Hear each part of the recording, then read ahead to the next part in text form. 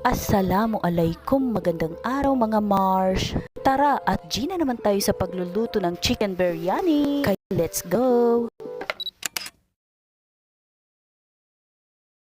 Nailagay na ho ang basmati rice sa kumukulong tubig sa kawali. At syempre ang mastermind namin sa pagluluto nito ay siya ring nag-slice nitong mga manok.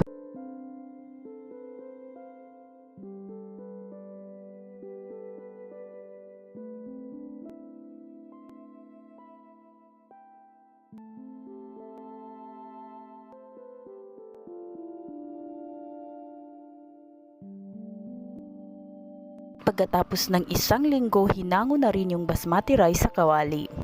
Hala oy, 15 minuto lang pala. Shout out sa bangalura niya, basola antines din ka i-share niya ba video.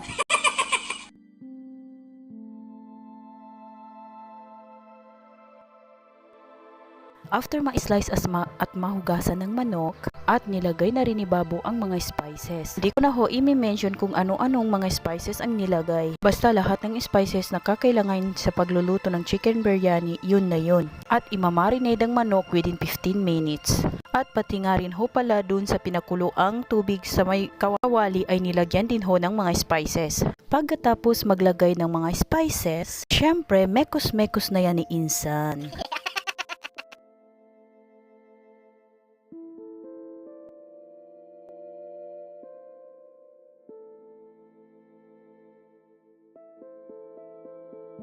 Naglagay rin pala kami ng seasoning at kalamansi.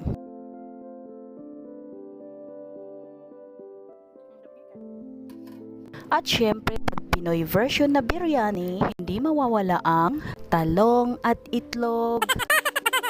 Char lang, hindi nakasali ang itlog, oy. At shout out sa taga-slice ng talong. I-share ang kabumambon maninya ba? Kasaki bimataw surot ka no. At meron ding pipino, binalatan at gi-slice na rin ni Antines. Talagang coffee is life. Nangapi na si Mario, curry powder pala, hindi kape. O siya, napalayo na tayo sa usapan. So after ng pag-marinate ay pinirito na rin yung manok. Very light lang naman ang pagprito. Dahil sabi nitong nagluluto, ay igigisa rin ulit ito kasama na ang mga spices. Okay, let's see.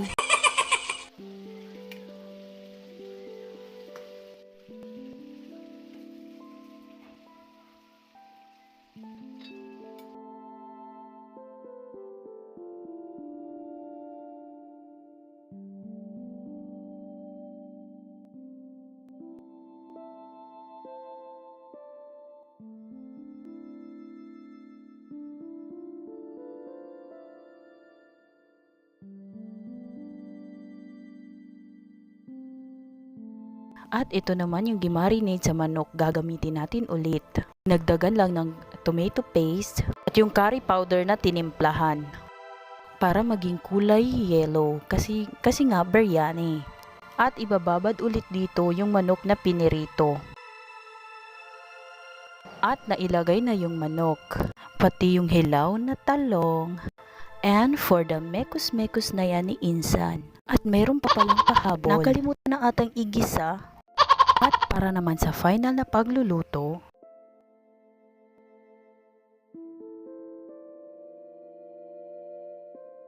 first layer ang basmati rice at sa second layer naman ay ibinuhos na lahat ng manok.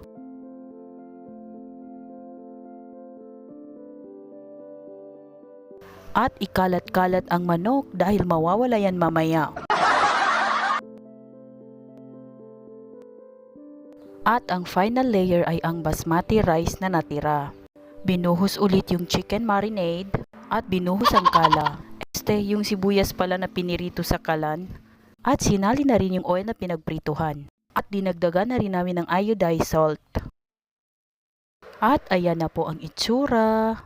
At isasalang naman ulit within 20 to 25 minutes.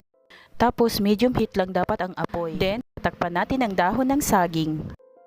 After 25 minutes, luto na yung ating chicken biryani. Kaya hinangon na rin namin at nang makapagsandok na. At syempre, another mekos-mekos ni Insan para maging color yellow lahat ng rice. Grabe, hindi makapaghintay yung mga kasama namin. Dahil nga amoy pa lang nakakatakam na talaga. At dahil nga konti lang yung sahog na manok at mas marami yung basmati rice, hindi na tuloy mahagilap kung nasaan yung manok. At finally, nag-prepare na rin para sa boodle fight. At sorry po nga pala sa mga wala dito sa uulitin.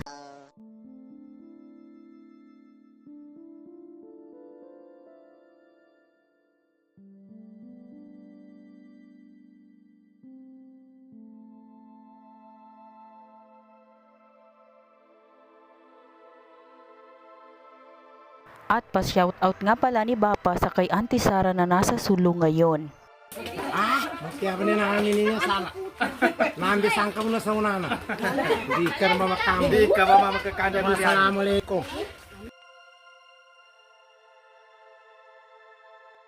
At syempre, hindi mawawala ang mga pasyaron.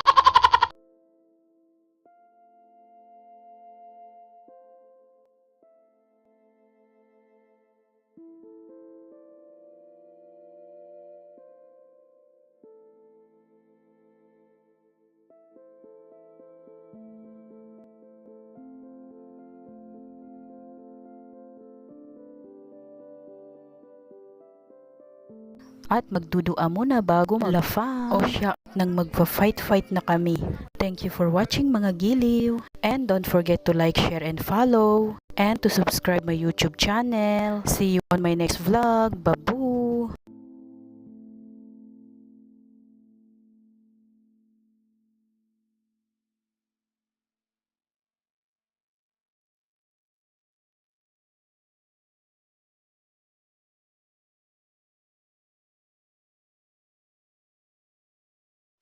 Ito sinaga ni Mano ka. Yung masan ito nanto. Nato ko sinaga na. Nato ko sinaga na ngani. Kana nakatinon mo sa ningmen. Mena na bugono na bisalaga ni.